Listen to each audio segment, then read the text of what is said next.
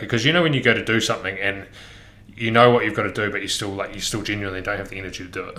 And I was like, I need a circuit breaker here. And I went and brought a chest freezer and put it in the garage and plugged it in and got it to fucking 2 degrees and turned it into an ice bath, sealed it all up, turned it into an ice bath. And I was like, I'm going to just commit to like 2 to 3 weeks of ice baths every morning with Wim Hof breathing. And I'm going to try and use that as a circuit breaker to like just give me this little boost of energy to just fucking snap me out of where I'm at, to give me the momentum in my days to do the nutrition and to get to the gym and stuff. And so I started implementing ice bath and breathing every day. And it was a circuit breaker, bro. Like, it snapped me out of the place that I was in. It increased my energy quite drastically. Obviously, like, your vascular health and everything has a huge impact on actually how much energy you do have. And anyone who knows anything about cold exposure and breathwork knows that it's a pretty big part of generating a good level of vitality and energy throughout the day. And that was like a circuit breaker for me, which gave me the momentum to implement what Jack had given me. And because I'd created that momentum with the ice baths and stuff, I then like really hit the nutrition hard. And I did a 4-month period where it was like there was nothing. There was no gluten, no soy, no fucking like nothing. Bro, I love that. I love that. Like, that for you was one of those cornerstone habits, and those cornerstone habits are, you know, those foundational pieces that then have a flow-on effect along, you know, through the rest of your day. And you're doing that first thing in the morning. You're getting in the ice bath. You're giving yourself that cold exposure.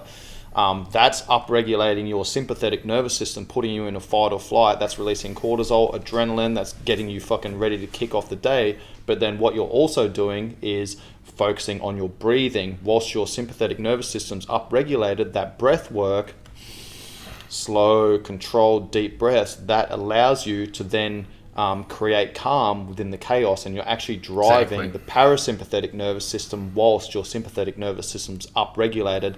Then that's going to carry over to, I get out, I feel good, man, like my blood's flowing, I feel amazing, I've just done a little bit of breath work, I've done some mindfulness, I'm fucking cold, but I'm feeling good, I'm refreshed, I've, you know, produced a heap of cortisol and adrenaline, I'm ready to get after the day. That's bumped up your energy levels. Guess what? Now you're going to make a fucking good, healthy breakfast. Exactly. And now you start writing down the things that you need to do, and then you're like, all right, schedule. Then you get your training in and blah, blah, blah. It's like that flow on effect, man. I think that cornerstone habit is extremely important for people to think about. And it's going to be different for everyone, man. That cornerstone habit might simply be getting out of bed and putting your shoes on.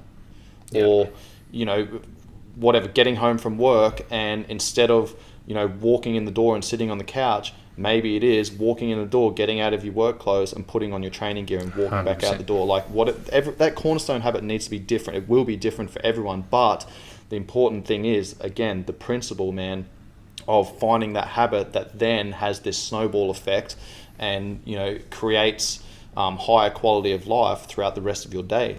100%, man. And I knew there was something intuitively that, I mean, I'd done ice baths a little bit in the past, and there was something intuitive about it, because I just knew that without the ice baths and that like shock, I wouldn't have the momentum to take the nutrition seriously. And I also knew that because it wasn't just a weight loss transformation, I was trying to heal myself. I also knew that I couldn't get away with giving 90%. I knew it had to be 100%. I knew it had to be 100% every single day, or there was no, like, you know, if you put in 80%, you get zero result in that situation. And sorry, go on. No, and it's just like, it's one of those things where, like, a lot of the time, even before, when I found myself in that situation where I'd put on a bit of weight and just my energy levels were low and everything, I was still doing 80% of things well. I wasn't unhealthy by any means. Like, I was training every day still. I was forcing myself into the gym. I was eating 80% healthy, I would say. And, like, I was still healthier than most people that I turn and look to, but 80% was giving me 0% because I needed 100%. And it was like, for me, I knew that doing something like extreme, like the ice baths and the breathing and committing to that, was like a mental example of going in and 100%, and then the nutrition and everything on the back of that became quite easy. And so the cornerstone habit thing that you've raised is super important, but the way that I framed it up for myself was like, what's the one needle moving thing that I could do that would give me momentum? Because I'm a big believer in like momentum. And I think in anything that you try and do, anything that you try and tackle, If you can push the rock forward initially, you're away, right?